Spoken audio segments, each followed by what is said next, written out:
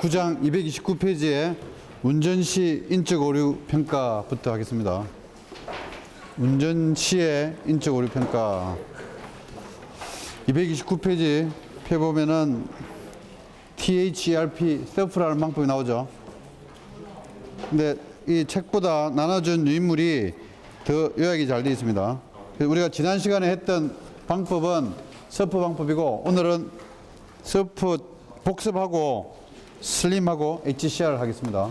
자, 서프는 Technique for Human Error Rate Prediction 이라는 5워드의 첫 자를 따서 붙인 이름이라고 그랬죠.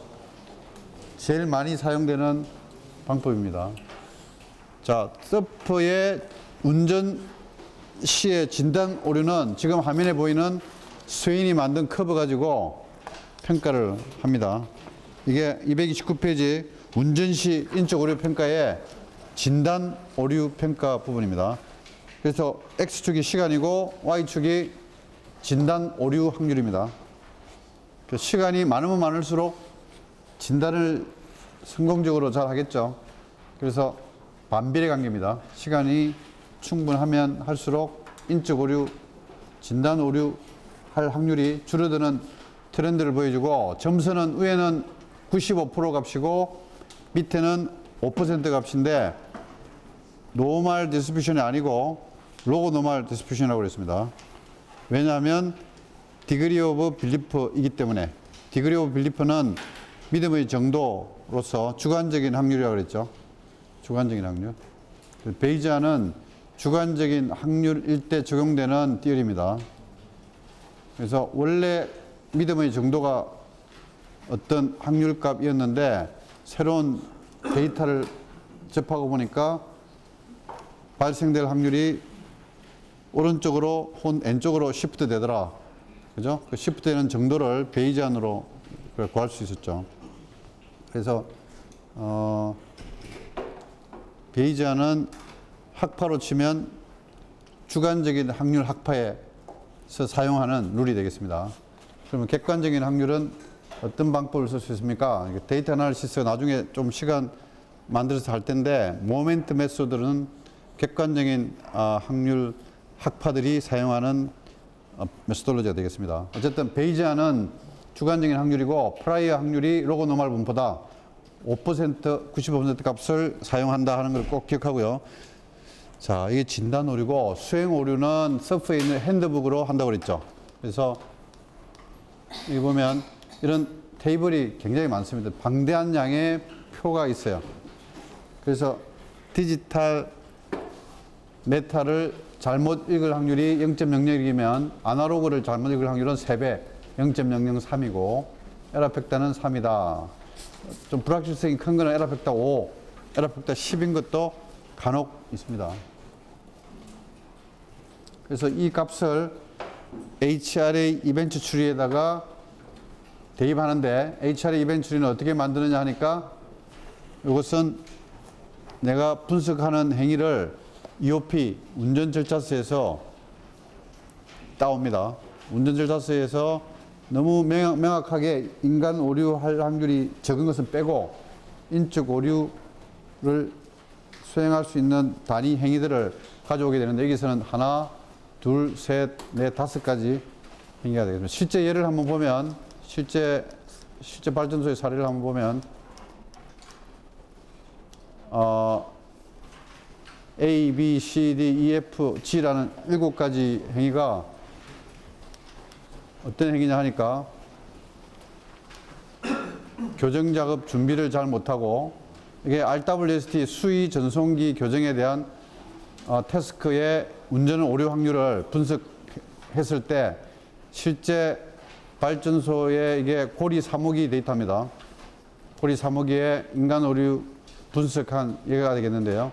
아까 그 표에 보니까 적절한 교정 작업 준비 실패가 0.03이에요. 그런데 절차서상에 다른 B부터 G까지 행위들은 다 0.001입니다. 그죠? 에러 팩터가 다 3이었죠. 3이었죠. 이건 아마 여러분들 유인물이 없을 겁니다.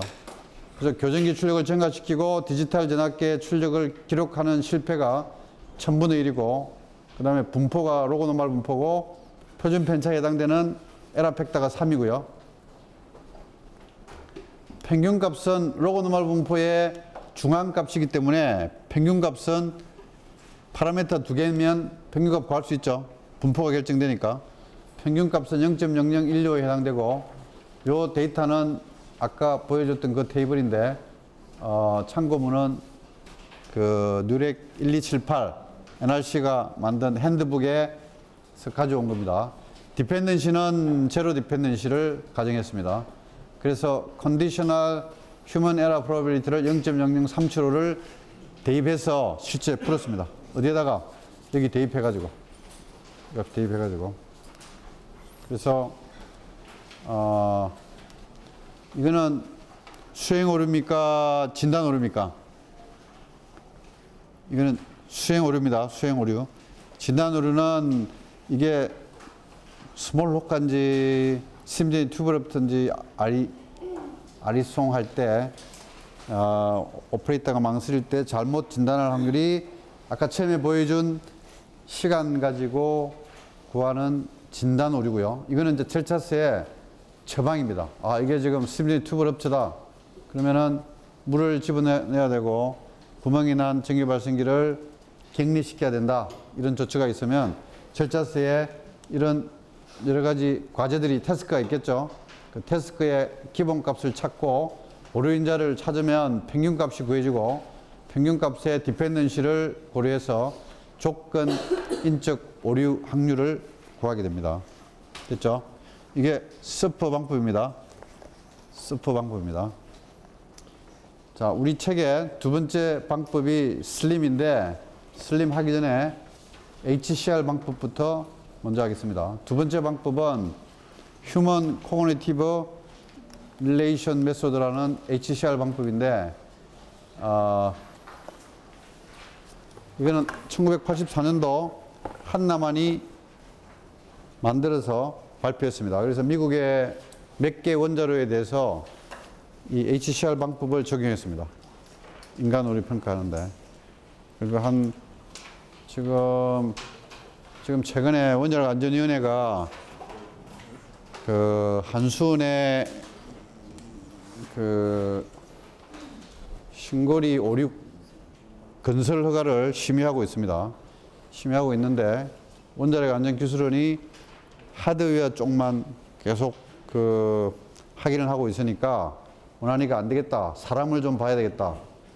그래서 오퍼레이터들 그다음에 슈퍼바이저 SRO 오퍼레이터들의 자격 시험 내용이 제대로 실어지고 있는지 인적 오류 부분을 예방하기 위해서 이제 규제기관이 지금 움직이고 있습니다. 하드웨어는 뭐 비상발전기를 더 추가로 달고요.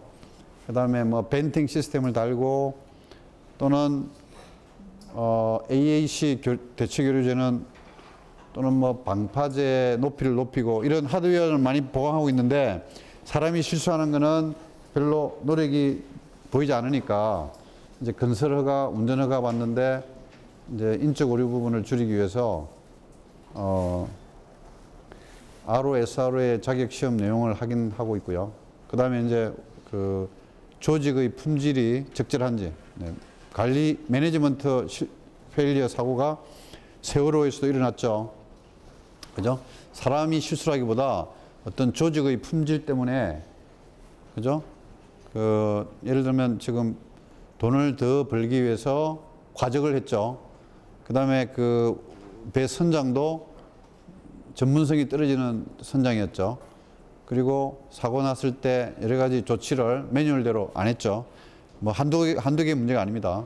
그래서 그런 것이 그 관리 실패 사고, 관리 소홀로 인한 사고다. 그래서 인적 오류보다 더 큰 개념의 안전문화적인 그 요소가 결핍돼서 일어난 사고다. 원전에도 교훈으로 삼을 내용이 많이 있습니다. 세월호 사고에서.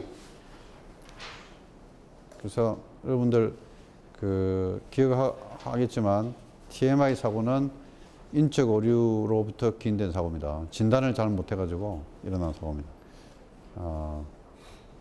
그래서 발전소가 오래돼서 일어난 사고도 아니고요. TMI도 발전소 가동한 지 1년도 안 된 원자로고요.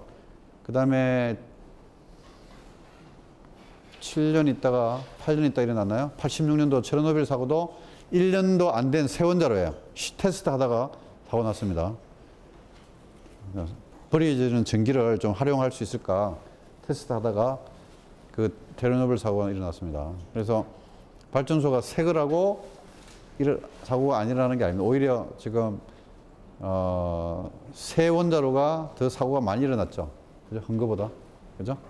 그래서 여러분들 그 고장률 베스트 오브 커브 보면 초기에 컴포넌트도 고장률이 높죠. 그러다가 후기에 고장률이 높아지는데 전체 발전소도 그렇습니다. 초기에 신빙 원자로가 사고가 잘 일어날 수 있습니다. 신고리 1호기에서요. 신고리 2호기인가? 그때 스프레이가 작동돼 가지고 한번 난리법석을 지은 적이 있습니다. 그 시운전 중에 스프레이가 작동이 돼 가지고 하여튼 그 가동이 굉장히 늦어진 적이 있습니다. 그때도 인적 오류 때문에 일어났고요. 새 원전이었습니다. 그래서 지금 우리가 하고 있는 그 구장의 인간 오류 평가는 왜 하느냐? 인적 오류를 줄이기 위해서는 인적 오류를 평가해야 됩니다. 평가해야 어세스먼트를 해야 매니지먼트 가능하죠. 어떤 부분을 줄여서 어떤 부분을 개선해서 인적 오류 확률을 감소시켜야 된다 하는 게 나오죠. 그냥 막연히 그냥 이렇게 하자가 아니고 리스크 혹은 확률을 계산해서 그 관리해 나가야 되겠죠. 그래서 구장은 내용이 인간 오류하고 안전문화예요. 안전문화. 그래서 안전문화는 좀 더 양파로 치면 바깥 껍질이죠. 그래서 인적 오류는 안에 있는 껍질이고 개념이 이제 사실은 안전문화적인 그 결핍으로 인해서 인적 오류가 발생될 수 있는 거죠. 예를 들면 지금 한수은의 그 RO, SRO 근무 기간이 옛날보다 더 짧고요. 그 다음에 지금 은퇴하는 사람들 이야기 들어보면, 정언을 들어보면 옛날 10년 전보다 오히려 운전원의 그 전문성은 더 떨어져 있다. 이렇게 이야기합니다. 지금 그 되게 그 경쟁을 올리는 얘기죠. 하드웨어는 자꾸 보강이 되고 경락 건물도 더 이렇게 그 지금 이제 심지어는 더블 컨테인먼트를 하고 비상 발전기도 2개 있던 걸 3개 달고요. 또 아까 말했던 그 벤팅 시스템, 컨테인먼트에 또 벤트 시스템도 달고 수소 제거기도 촉매를 써서 전기 없이도 작동하는 파도 달고 이렇게 하드웨어는 자꾸 좋아지는데 인간 오류 쪽에 보면 오히려 더 취약한 부분이 있다는 거예요. 네. 그래서 서프 방법을 쓰고 있고요. 인간 오류 평가하는데 두 번째가 오늘 하는 HCR하고 슬림인데 HCR은 글자 그대로 실험을 통해서 시뮬레이션을 하는 겁니다. 실험을 통해서 내가 어떤 작업을 인적 오류 발생 확률을 이 태스크에 대해서 구하고 싶다. 그러면 그 태스크를 실제 현장에서 시뮬레이터 가지고 오퍼레이터를 그 상황을 줘가지고 그 해보게 합니다. 해보게 해가지고 파라미터를 찾아서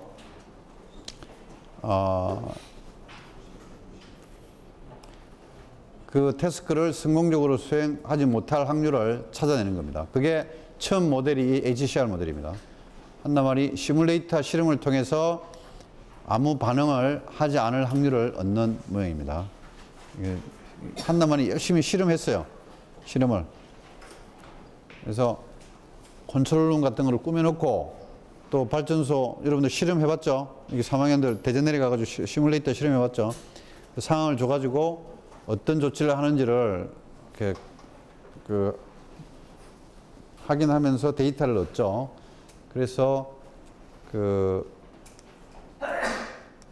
여기 보면 이런 커브를 만들어냅니다. 이런 HCR 커브를 만들어내는데 이것도 X축은 시간이고요. Y축은 진단 오류 확률이 아니고 반응을 제대로 못할 확률이에요. 반응하는 게 뭡니까? 이거는 반응을 일단 하면은 제대로 조치한다는 가정을 깔고 있습니다. 그래서 반응을 아예 하지 않고 열중시엇하고 가만히 있는 오류 확률 값이에요. 자, 그런데 커브가 세 가지가 있죠. 하나는 룰, 하나는 날리지, 하나는 스킬 베이스드 액션입니다. 세 가지 행위가 있다는 거예요. 운전은 행위에는. 자, 스킬 액션은 어떤 거냐 하니까 그냥 반사적으로 행동하는 태스크예요. 여러분들 운전할 때 빨간 신호등이 앞에 켜지면 브레이크를 밟죠. 그죠? 반사적으로 밟죠. 운전원들이 이렇게 그 빨간불을 보고 브레이크를 밟는 운전원처럼 컨트롤룸의 운전원들이 아주 반사적으로 쉽게 하는 행위를 스킬 베이스드 액션이라고 합니다. 그 커브는 이렇게 이런 시뮬레이터 모양을 갖다가 하나의 이그젬플입니다. 한나만이 만든 커브예요. 스킬 베이스드 액션은 반사적인 거고 룰 베이스드 액션은 글자 그대로 if then이에요. 절차서를 보고 이러면 일로 가고 그렇지 않으면 절로 가고. 그죠? 여러분들 프로그램 할 때 if then 이라는 단어 쓰죠. if then으로 행동하는 태스크를 룰 베이스드 액션이라고 합니다. 그런 커브는 이런 모양을 하더라 하는 거예요. 이제 시뮬레이터로 얻은 겁니다. 한나만이.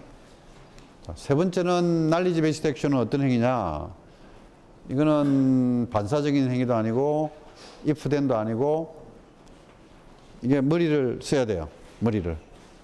지금 뭐 프레셔라이즈에 물 준위가 내려가고 있고 그러면 이제 질량 보존의 법칙, 모멘텀 컨저베이션로, 에너지 컨저베이션로 이런 것들을 동원해서 분석해야 되는 행위는 날리지 베이스드 액션입니다. 자, 그런데 보통 한 100개에서 150개 정도 됩니다. 한 발전소에 인간 오류 방법을 적용해야 되는 태스크가, 직무가, 이렇게 많은데, 자, 그 직무가 다 이 세 개 카테고리 안에 드느냐는 겁니다. 그렇지 않죠. 어떤 거는 스킬하고 룰하고 사이에 있을 수도 있습니다. 애매한 게 있어요. 룰도 아니고 룰인 것 같기도 하고 스킬인 것 같기도 하고, 그죠? 그래서 한나만이 이런 경우는 룰로 하고 이런 경우는 스킬로 해라 하는 거를 만들었습니다. 그게 요 그래프가 됐습니다. 어떤 거는 스킬이고 어떤 거는 룰이고 어떤 거는 날리지다 하는 거를 구분했습니다. 자, 1번 스킬 액션은 어떤 거냐 하니까 보세요. 오퍼레이션 루틴한 일이고 프로시저가 필요 없어요. 너무 쉬워. 그런 것들은 스킬이고, 근데 프로시저가 필요하고 프로시저가 커버를 안 해. 프로시저 안에 없어요. 그러면은 이거는 룰입니다. 프로시저 안에 있으면 스킬이고. 자, 오퍼레이션 루틴도 아니고 또 프로시저도 커버 안 되고 그러면은 이게 날리집니다. 이런 식으로 세 가지 행위를 구분을 한나만에 했습니다. 그래서 이런 기준 가지고 시뮬레이터 커브를 만들게 되는데, 요즘은 로고 노마를 많이 쓰는데요. 한나만은 요거를 와이벌 디스트리뷰션 가지고 했습니다. 우리 확률 여러 가지 분포가 있었죠. 불연속에는 바이노미얼하고 포화손을 많이 쓰고, 연속에는 로고 노멀하고 익스포넨셜하고 그 다음에 이 와이벌 분포를 많이 씁니다. 왜 와이벌 분포를 많이 쓰냐 하니까 CDF가 아주 간단하게 나와요. 식이 익스포넨셜 함수로 간결하게 나옵니다. 그 식이 이 식이 되겠습니다. 그 식이 이 식이에요. 아주 식이 하나죠. 익스포넨셜 식이 딱 하나 있어요. 그죠? 이게 변수가 뭡니까? 요 t 시간입니다. 시간. 이 t가 작업 허용 시간이에요. 작업 허용 시간만 있으면 non-response probability를 바로 구할 수 있습니다. 근데 파라미터가 몇 개 있어요. A, I, B, I, CI가 있고 T 2분의 1이 있죠. 네 가지 파라미터를 구해야 돼요. 자, 어떻게 구합니까? 이미 A1, B1, C1, A2, B2, C2, A3, B3, C3는 1은 스킬을 말하는 거고요. 2는 룰을 말하는 거고 난리지는 3을 말하는데 여기 한나만이 실험한 그 태스크에 대해서 요 값을 구해놨어요. 요 값을 구해놨습니다. 그래서 ABC는 구해지고 T2분의 1은 수행 특성인자를 고려한 평균 작업 시간이에요. 자, 이게 뭐냐 하니까 서프는 아까 수행 특성인자 스트레스나 스킬이나 절차서의 복잡성이나 이런 것들을 고려했는데 한나만은 그러면 왜 고려 안 합니까? 한나만도 고려했습니다. HCR에서 T2분의 1에다가 고려했는데 이것을 K1, K2, K3로 고려했습니다. K1, K2, K3로 고려했습니다. K1은 운전은 숙련도. 아까 세월호 잠깐 이야기했지만 조타수나 그 갑판장 또 선장이 그렇게 숙련된 사람이 아니었습니다. 그래서 발전소도 지금 23기가 운전되고 있는데 어떤 발전소는 베테랑이 운전하고 어떤 발전소는 그렇지가 않죠. 그래서 그 숙련도를 고려해야 되겠죠. 나비스는 초보자고요. 웰 트레인드는 숙련된 운전원입니다. 그래서 K 값을 이것은 0.2를 빼주니까 어떻게 되겠어요? 빼주면은 이게 1 빼기 0.2가 되죠. 그러면 평균 작업 시간이 줄어듭니까? 늘어납니까? 평균 작업 시간이 여기다가 1보다 작은 수를 곱하니까 줄어들죠. 줄어들죠. 자, K2, K3가 크면 어떻게 돼요? 크면 어떻게 돼요? 크면은 스트레스 보세요. Situation of grave emergency. 내가 잘못했을 때 무덤까지 가는 상황이에요.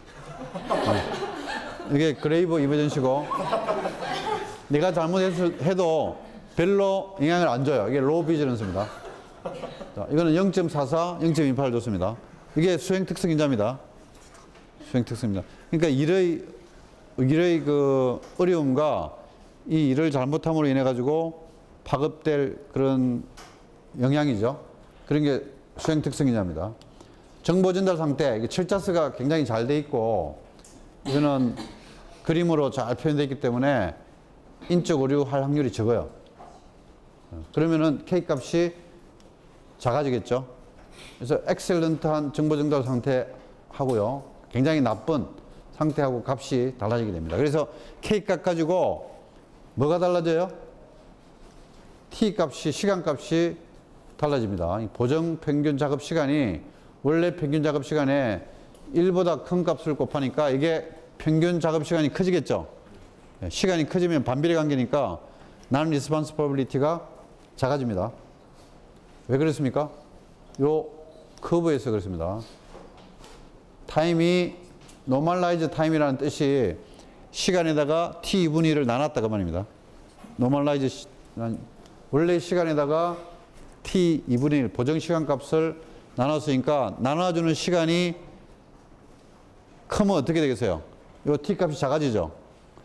T2분의 1 값이 작아지면 어떻게 돼요? 커지겠죠. 커지니까 난 리스폰스 할 확률이 작아집니다. 이게 왔다 갔다 하니까 처음엔 헷갈립니다. 처음엔 헷갈리는데 잘 보세요. 다시 한번 설명합니다. 여기 T2분의 1 값이 이게 스트레스 많이 받으면 이게 작아집니다. 그죠? 자, 작아지면 어떻게 돼요?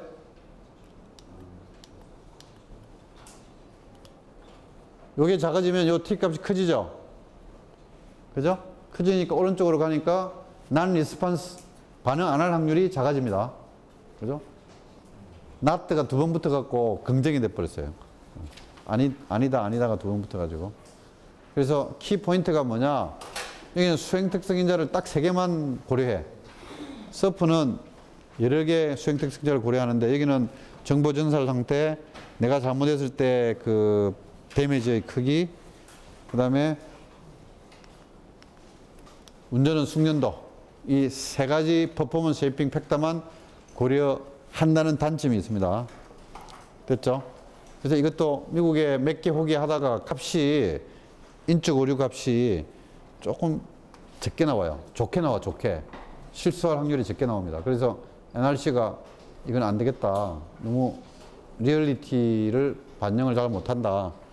그래서 이 방법을 쓰지 말고 서프 방법을 썼으면 좋겠다 한 이유로 HCR 방법은 현재 발전소에 적용은 안 되고 있습니다. 우리나라도 한때 이걸 쓰려고 했었어요. 근데 이것은 좋은 점이 그 한 150개 되는 태스크에 대해서 시뮬레이터를 통해서 데이터만 구해 놓으면 그래도 베스트 에스티메이션이에요. 그 태스크 디펜던트한 커브 가지고 인적 오류 값을 찾아 놓으니까 좀 더 리얼리티에 가까운 값입니다. 근데 일일이 시뮬레이터를 가지고 실험을 해야 되겠죠? 돈이 많이 듭니다. 이 방법은. 아셉 방법보다, 아셉이나 서프 방법보다. 그래서 HCR 방법은 이 커브를 기억하면 되겠습니다. 서프 방법은 아까 보여줬던 그 진단 커브, 요 놈을 기억하고, HCR 방법은 둥근 직선. 이거는 곡선이 아니고 직선이죠. 서프는. HCR은 곡선 커브입니다. 자, 그 다음에 책에 나온 슬림 방법 설명하겠습니다. 책에 설명이 잘 되어 있는데, 슬림은 약자가 Success Likelihood Index Methodology입니다. Success가 성공이죠. Likelihood는 가능성이죠. Index는 지수죠. 성공 가능 지수 방법론. 성공 가능 지수 방법론. 이게 뭐냐 하니까 태스크들을 수행 특성 인자를 공유하는 태스크 그룹끼리 모읍니다. 수행 특성 인자가 다른 고려할 필요가 아까 운전은 정보 전달 상태를 고려할 필요가 없는 태스크들이 그룹이 있습니다. 그런 그룹만 모아가지고 상대적으로 비교합니다. 상대적으로. 뭘 비교해요? 아까 7개 작업이 있으면 1번부터 7번까지 보면 상대적으로 성공할 가능성이 높은 거를 전문가 그룹이 모여가지고 평가를 합니다. 그러니까 이거는 뭡니까? 상대적인 성공 가능성이에요. 상대적인 성공 가능성. 비교합니다. 비교해가지고 그놈을 웨이팅을 매겨서 확률로 바꿔주는 방법이에요. 근데 이거는 그 7개의 그룹이 있으면 7개 중에서 인간 오류 확률값을 알고 있는 2개가 반드시 포함되어 있어야 돼요. 2개가. 왜냐하면 한 직선은 2점에 의해서 결정되죠. 2점을 주면 한 직선이 결정되죠. 그래서 그 2 태스크가 지수를 생산하게 되는데 또 그 2 태스크는 확률값을 갖고 있어요. 인적 오류 확률값을. 그렇기 때문에 나머지 5개, 그죠? 7개 그룹이면 한 그룹에 7개가 들어있으면 나머지 5개도 지수는 나왔는데 그놈을 확률로 바꿔줘야 되는데 그 2놈 때문에 알고 있는 그 레퍼런스 액션 2개 때문에 나머지 5개도 확률로 바꿔줄 수 있다 하는 방법이에요. 무슨 말인지 알겠습니까? 그래서 앵커 포인트를 2개를 두고 직선을 쫙 꺼가지고 지수값을 X축으로 주면 Y축에서 인적 오류 값을 생산해 낸다. 그 말입니다. 그죠? 책에 읽어보면 이해가 될 겁니다. 그래서 이 지금 슬라이드는 슬림 방법은 소개가 안 되어 있는데 슬림 방법은 책에만 설명이 되어 있고 다시 한번 설명하면 확률 값을 아는 2가지 태스크를 포함하는 그룹을 만든다. 자, 그 그룹은 반드시 수행 특성 인자를 공유하는 작업들로 구성되어야 된다. 첫 번째고. 두 번째는 상대적으로 성공 가능성 또는 실패 가능성을 랭킹을 매길 수 있죠. 아, 이 작업은 이거보다는 실수를 안 할 거야. 아, 저 작업은 이거보다 더더욱 실수 안 할 거야. 이건 쉬워. 이렇게 랭킹을 상대적으로 매길 수 있습니다. 근데 그걸 평가하는 전문가 그룹이 조금씩 의견을 달리 할 수 있죠. 그래서 그 가중치를 줘가지고 웨이팅을 줘서 7개 태스크가 지수를 가지게 됩니다. 인덱스를. 지수는 확률이 아니죠. 그죠? 0부터 10가지 지수 해도 되고 0부터 1까지 지수를 해도 됩니다. 그래서 지수가 있는데 그 안에 7개 그룹, 이그젠플 7개입니다. 10개일 수도 있고 15개일 수도 있습니다. 보통 10개 이내로 하는데 그 중에 2개가 간첩이 있어요. 간첩. 무슨 간첩입니까? 휴먼 에러 프로버빌리티를 가지고 있는 태스크가 들어있어요. 그러면 지수도 있고 확률도 있으니까 나머지 것도 인터폴레이션으로 확률을 구할 수 있겠죠. 나머지 5개도. 예. 그래서 저는 개인적으로 이 슬림 방법을 제일 선호해요. 슬림 방법을. 왜냐하면 이게 주관적인 평가이긴 하지만 제일 리얼리티에 가깝다 이렇게 봅니다. 서프 방법은 그냥 핸드북에서 값을 가져오기 때문에 이게 어디로 튈지 몰라. 좀 어떻게 랜덤 넘버 같은 성격이 있습니다. 근데 슬림 방법은 바운드가 딱 있어가지고 상대적으로 비교해서 확률값을 정하는 방법이기 때문에 저는 3가지 방법 중에서 슬림 방법을 제일 선호합니다. 분석하라고 하면 이 방법을 씁니다.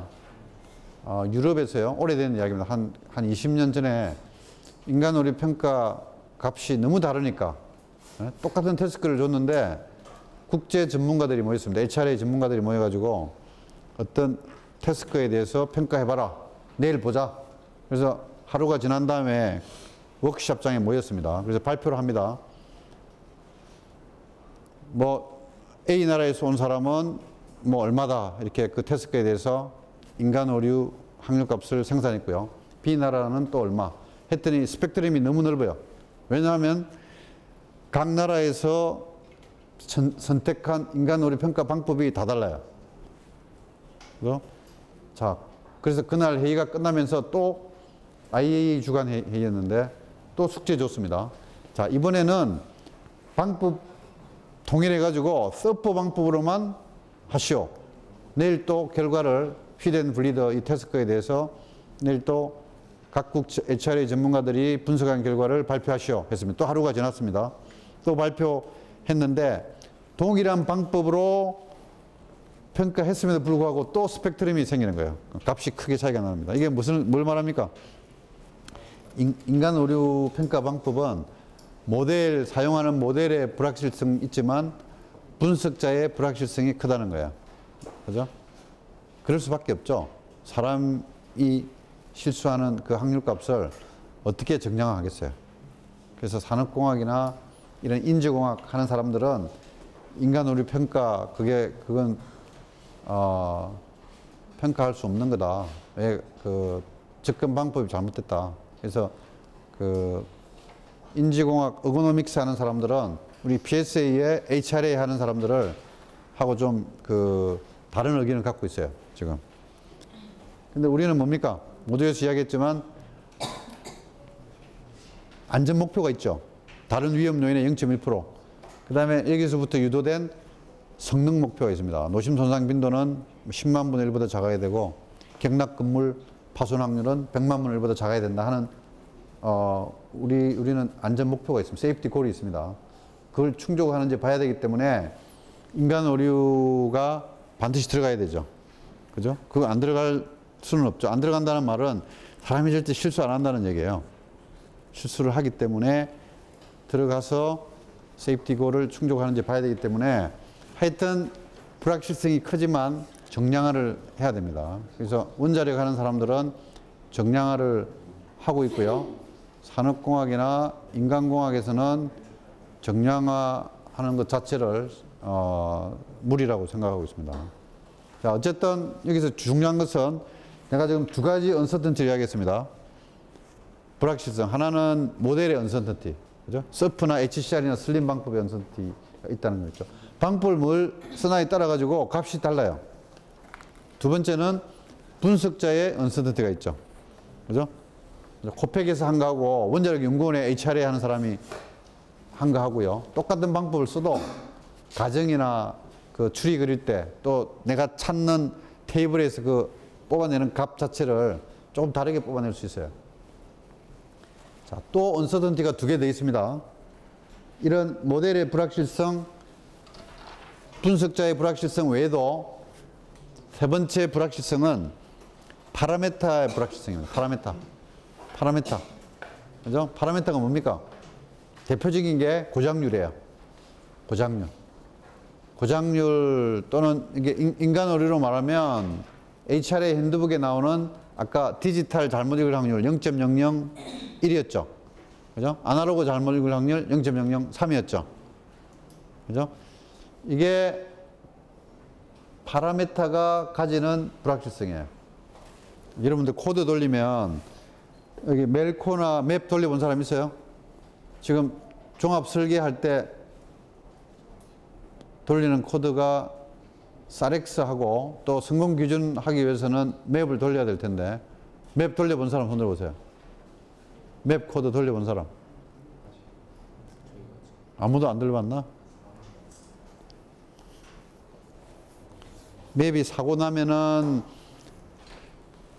코어에 물이 마르고 몇 시간 있다가 마르고 그 다음에 베셀이 구멍이 언전하고 그 다음에 컨테인먼트 내에 압력이 올라가서 컨테인먼트가 몇 시간이 지나서 구멍이 나고 얼마만한 방사능 물질의 양이 퍼블릭한테 빠져나가는지를 계산하는 게 맵 코드입니다. 좀 더 자세하게 분석하기 위해서 규제기관이 만든 코드가 멜코어예요. 같은 기능입니다. 맵은 사업자가 만든 코드고요. 규제기관이 만든 코드가 멜코어라는 코드입니다. 두 개 다 같은 성격의 코드죠. 자, 거기서도 보면 멜코어하고 맵이 똑같은 문제를 풀어도 다른 결과를 냅니다. 그죠? 맵으로 계산한 거하고 멜코어로 계산한 거하고 그게 뭡니까? 그게 모델 언서턴티입니다. 맵이라는 모델, 멜코어라는 그 속에 여러 가지 모델들이 들어가 있죠. 큰 모델입니다. 작은 모델들이 모인 큰 모델이 다르기 때문에. 두 번째는 그 모델 멜코어나 맵 속에 파라미터들이 많아요. 그죠? 뭐 코륨의 양, 코륨의 에미시비티, 뭐 그다음에 뭐 코륨이 빠져나가는 코륨이 베슬로부터 컨테인먼트로 빠져나가는 양, 뭐 온도, 압력, 플로레이트 이런 여러 가지 파라미터 값들이 입력으로 들어가죠. 처음에 조기 조건으로. 그 값들이 불확실하죠. 그래서 파라미터 값을 얼마부터 얼마까지 이렇게 코드에 넣어놨습니다. 그럼 그거를 유니폼 분포로 본다면 그것이 바로 파라메타 언서턴티입니다. 그렇죠? 세 가지 이야기했습니다. 그 다음에 마지막 언서턴티가 네 번째 언서턴티가 시나리오 언서턴티예요. 이거는 incompleteness uncertainty라고 하는데 모든 시나리오를 다 고려할 수가 없죠. 그죠? 경우의 수를 모두 다 따질 수 없죠. 우리 수학에서 문제 풀 적에 X 도메인이 뭐 X가 A보다 작을 때, X가 A보다 A하고 B 사이일 때, X가 C보다 클 때, 이렇게 세 가지 나눠가지고 뭐 그래프도 그리고 최대 최소값도 구하고 그렇게 하죠. 그거는 이제 경우의 수가 완전한 구분이 되는 경우입니다. 근데 우리는 보세요. 사고가 스몰 로카, 뭐 심제인 튜브 럽처, 그다음에 스테이션 브레이크아웃 뭐 등등 많이 있죠. 조기 사건들이. 근데 모든 거를 다 예측할 수가 없죠. 그렇죠? 체르노빌 사고도 스몰 로카도 아니었고 SBO도 아니었고 뭐 스팀라인 브레이크도 아니었고 ATWS도 아니었고 우리가 티피컬하게 쓰는 조기 사건이 한 15개 정도 됩니다. 근데 체르노빌은 어떻게 일어났습니까, 사고가? 셧다운 시킬 때 터빈이 천천히 무겁기 때문에 천천히 죽죠. 그래줄리 스탑되죠. 그때 전기를 얼마나 만들 수 있을까 하는 실험을 하다가 테스트를 하다가 일어난 사고입니다. 그래서 이거는 원래 15개 조기 사건에 안 들어있어요. 안 들어있습니다. 그래서 이런 쓰나미도 마찬가지입니다. 후쿠시마 사고도 쓰나미로 인해 가지고 원전이 사고 일어날 거다 하는 거는 아예 안 했었어요. 우리나라도 안 돼 있습니다. BSA 안에 조기 사건에 쓰나미로 인한 노심 손상 시나리오는 아예 없어요. 없었습니다. 왜 그랬습니까? 초기 사건을 초기에 스크린 아웃 했습니다. 이거는 너무 발생 가능성이 낮다 해서 수백 가지의 초기 사건 후보 중에서 캔디데이트 이니시에이팅 이벤트 중에서 15개만 뽑아서 지금 연강 3, 4호기를 필두로 해가지고 우리나라 23개 호기에 대해서 싹 전부 다 했습니다. PSA 레벨 1, 레벨 2를. 근데 지금은 그전에 했던 레벨 1, 레벨 2 방법, 엉성한 방법을 좀 새로운 방법으로, 새로운 데이터로 넣고 레벨 3까지 이제 다 하고 있습니다. 그래서 지금, 풀파워뿐만 아니고 정지 저출력일 때 로파워 셧다운 PSA도 지금 할 수 있는 모든 기관이 다 나눠가지고 후쿠시마 우속 조치로 PSA를 하고 있습니다. 그래서 지금 PSA 하는 사람들이 많이 필요해요. 기관마다. 그래서 코펙, 원자력 연구소, 그 다음에 미래와 도전, 또 액트, 뭐 이런 회사들이 지금 정지저출력 PSA 수행하고 있는데 과제를 사람이 없습니다. 인력이 없습니다. 근데 PSA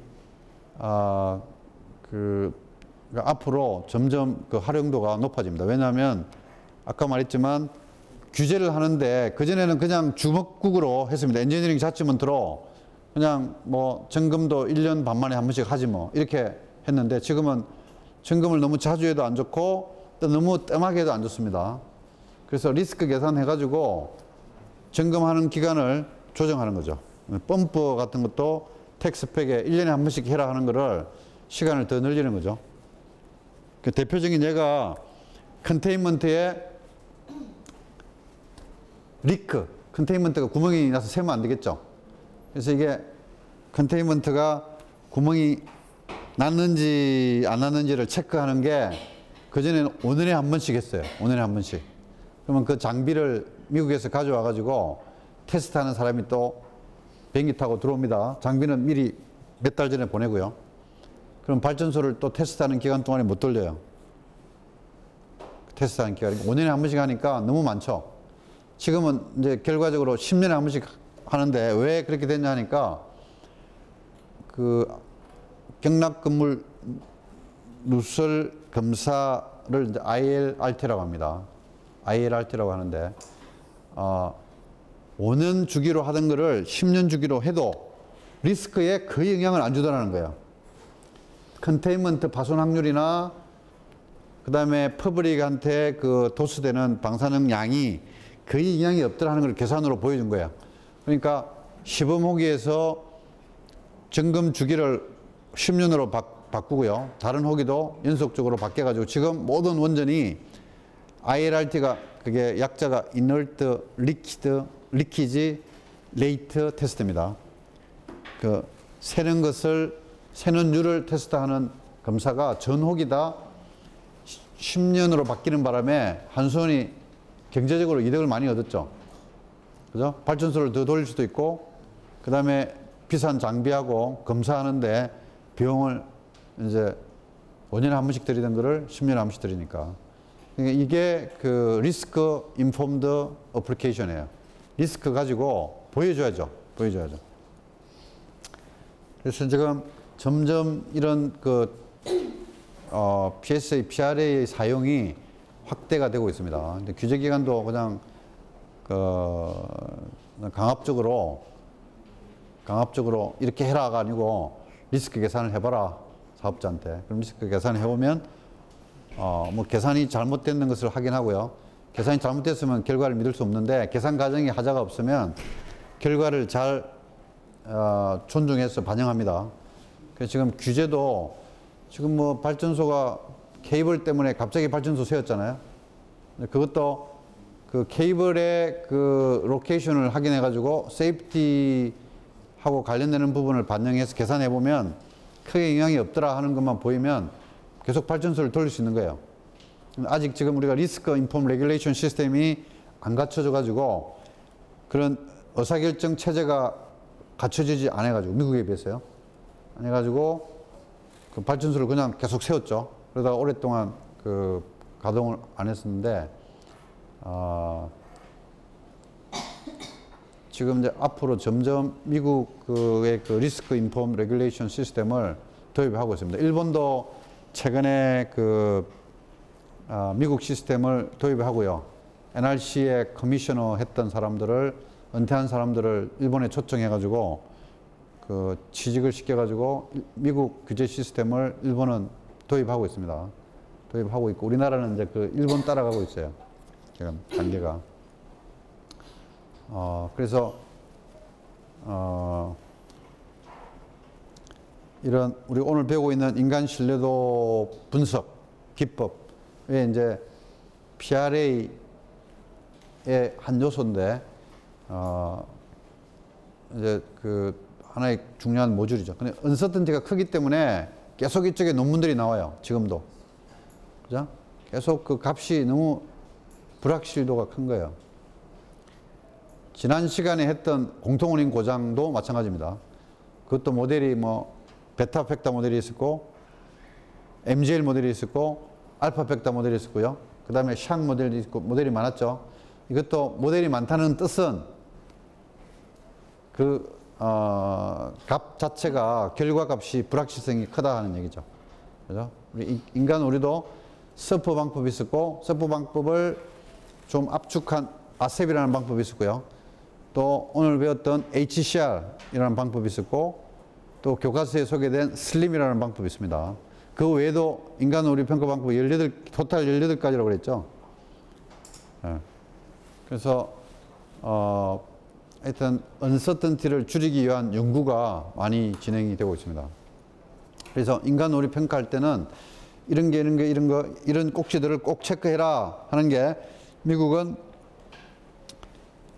기계공학회가 만든 코드가 있습니다. 아셈의 코드가 있습니다. 거기에 PSA는 이렇게 하고 인간 오류 평가는 이렇게 해라.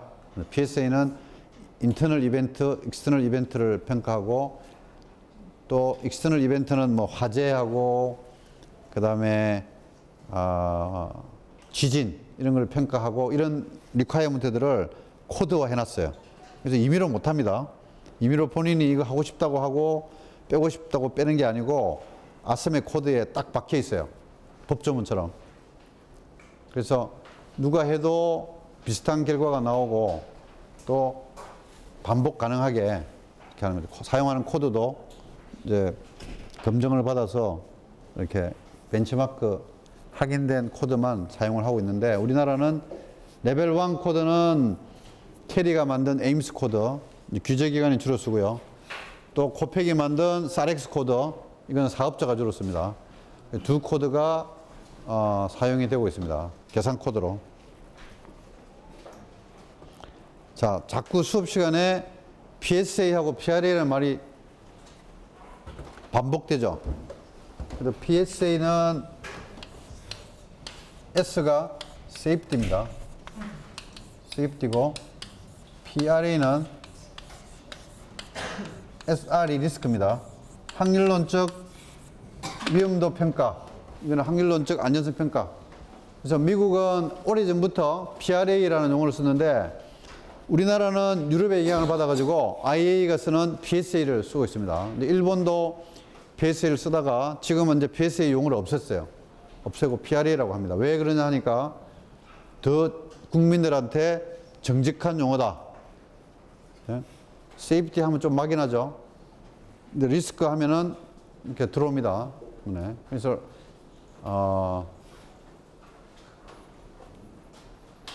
어세스먼트는 매니지먼트를 위한 건데 리스크 매니지먼트를 위해서 수행하는 안전성 평가니까 PRA가 맞다. 그래서 일본은 원자력 학회가 2년 전에 PRA로 바꿨어요.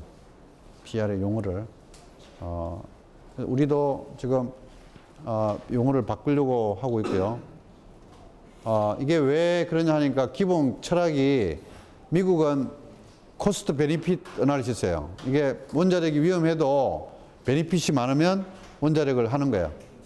근데 원자력이 설사 덜 위험하더라도 경제성이 없으면 또 안 합니다. 그게 코스트 베니핏 개념인데 유럽은 IAEA는 뭐냐니까 절대 사고 나면 안 돼요.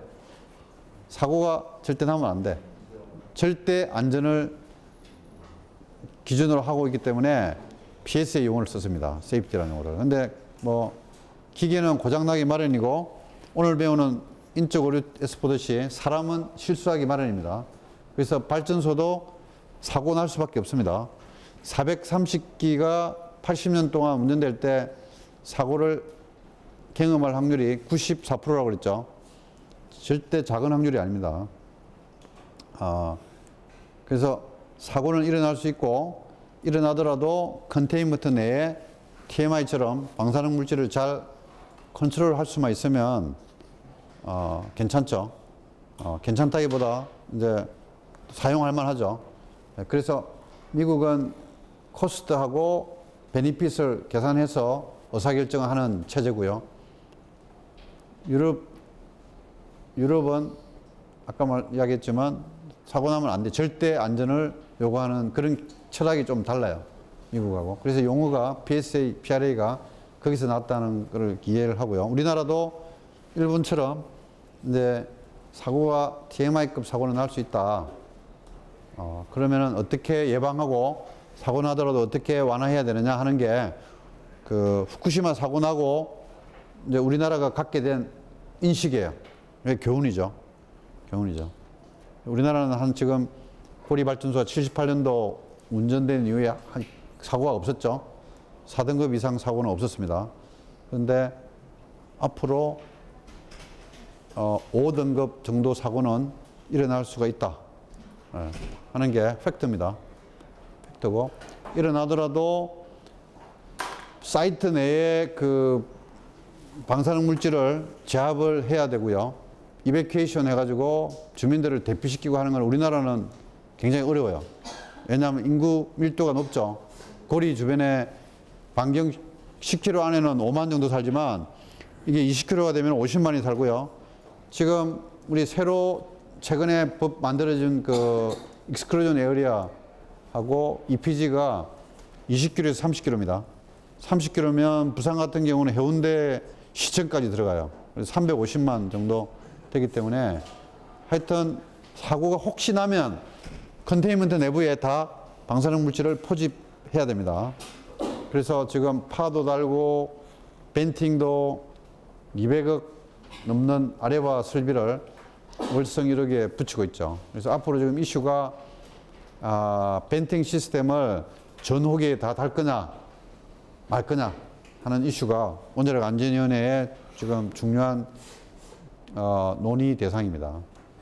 미국은 보일링 워터 리액터는 달아라 이렇게 되고요. 프레셔라이즈 워터 리액터는 컨테인먼트가 한 5배 커요. 보일링 워터 리액터보다. 크기 때문에 이게 그 압력 컨트롤이 쉽고요. 그 다음에 시간도 많이 벌고 컨테인먼트가 상대적으로 더 강하기 때문에 프레셔라이즈 워터 리액터는 안 해도 된다. 지금 안 해도 된다라기보다 좀 결정을 보류한 상태입니다. 규제기관이. 근데 PWR은 이제 감압장치.